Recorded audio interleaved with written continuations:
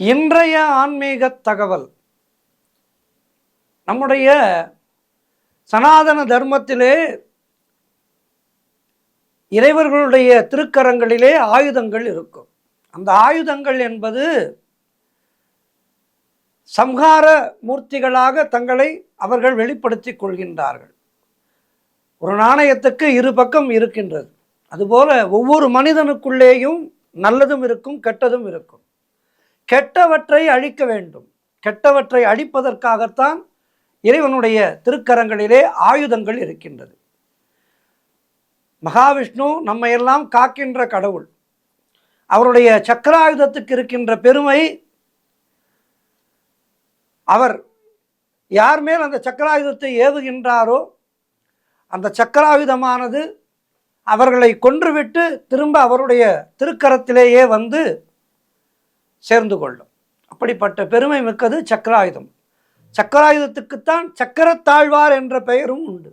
எல்லா பெருமாள் கோவில்களிலுமே சக்கரத்தாழ்வாருக்கு தனியான சன்னதி இருக்கும்.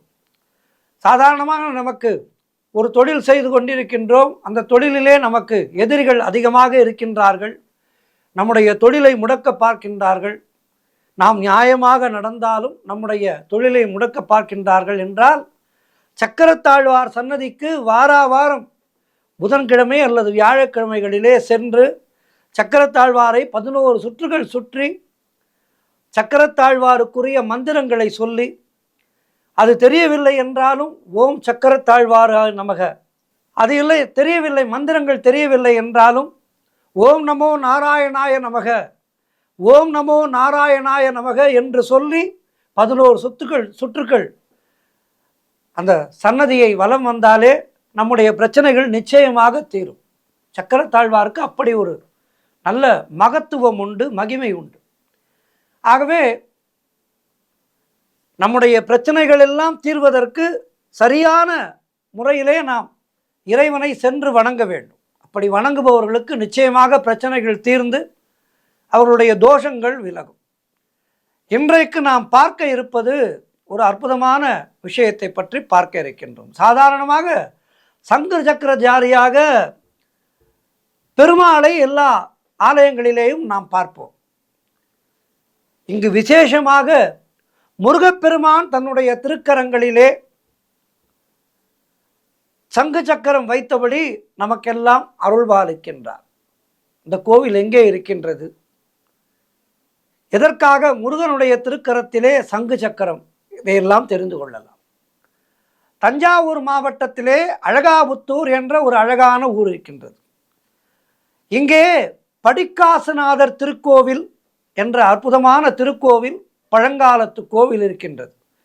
இந்த படிக்காசுநாதர் திருக்கோவிலிலே தான் முருகப்பெருமான் மிக அரிதான முறையிலே சங்கு சக்கரதாரியாக நமக்கெல்லாம் அருள்பாலிக்கின்றார். அசுரர்களுடைய தொல்லை அதிகரிக்கின்ற ஒரு காலத்திலே அவர்களை அழிப்பதற்காக சிவபெருமான் முருகப்பெருமானை அசுரவதத்திற்கு கிளம்பும்படி கூறினார். தந்தை சொல் மிக்க மந்திரம் இல்லை என்கின்ற தாரக மந்திரத்தோடு முருகப்பெருமானும் உடனே கிளம்பினார். சிவபெருமானும் தேவர்களும் முருகப்பெருமானுக்கு பலவிதமான ஆயுதங்களை கொடுத்தனர். அப்போது திருமால் தன்னுடைய சங்கு சக்கரத்தை கொடுத்து மாமன் மருமகனை ஆசீர்வாதம் செய்தார். ஆயுதங்களோடு புறப்பட்ட முருகப்பெருமான் அசுரர்களை எல்லாம் சம்ஹாரம் செய்து இந்த ஆலயத்திலே நின்ற கோலத்திலே குடிகொண்டார். முருகன் கைகளிலே கேடயம், வில், அம்பு, சாட்டை, கத்தி, சூலாயுதம், வஜ்ரம் மற்றும் திருமாலுடைய ஆயுதங்களான சங்கு சக்கரமும் ஏந்தி இங்கே நமக்காக காட்சி தருகின்றார். இங்கு சங்கு சக்கரமே இவரது பிரதான ஆயுதமாக இருக்கின்றது. இந்திர மயில் மீது அமர்ந்த கோலத்திலே இருக்கும் இவர் கல்யாண சுந்தர சண்முக சுப்பிரமணியர் என்று அற்புதமான திருப்பெயரோடு அழைக்கப்படுகின்றார். அவருடைய அருகிலே வள்ளி தெய்வானை இருக்கின்றனர்.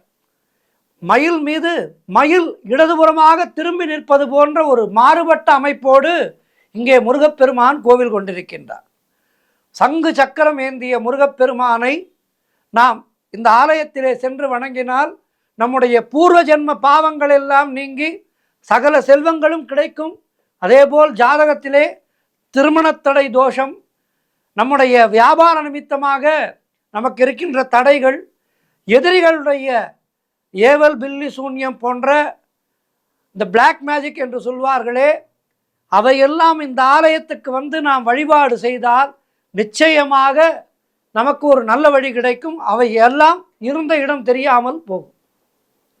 இந்த அற்புதமான திருக்கோவில் தஞ்சாவூர் மாவட்டத்திலே அமைந்திருக்கின்றது. நேரம் கிடைக்கும் போது இந்த அற்புதமான திருக்கோவிலுக்கு சென்று வணங்கி முருகப்பெருமானுடைய அருளினாலே எல்லா வளமும் நலமும் பெற்று வாழ்வாங்கு வாழ வேண்டும். கந்தனுக்கு மிகுந்த தெய்வம் இல்லை. கந்தப்பெருமான் நம்முடைய அத்துணை ஜாதக ரீதியான தோஷங்களையும் அழிக்கின்ற கடவுள். தோஷங்களை எல்லாம் அழித்து நமக்கு சந்தோஷத்தை தருகின்ற கடவுள் முருகப்பெருமான். கந்தனை வணங்குபவர்களுக்கு எல்லா விதமான நலங்களும் கிடைக்கும் என்பது ஐதீகம். ஆகவே இந்த அற்புதமான திருத்தலத்துக்கு சென்று வழிபட்டு முருகப்பெருமானுடைய அருளை பெற்று வாழ்வாங்கு வாழ்வோம். நன்றி, வணக்கம்.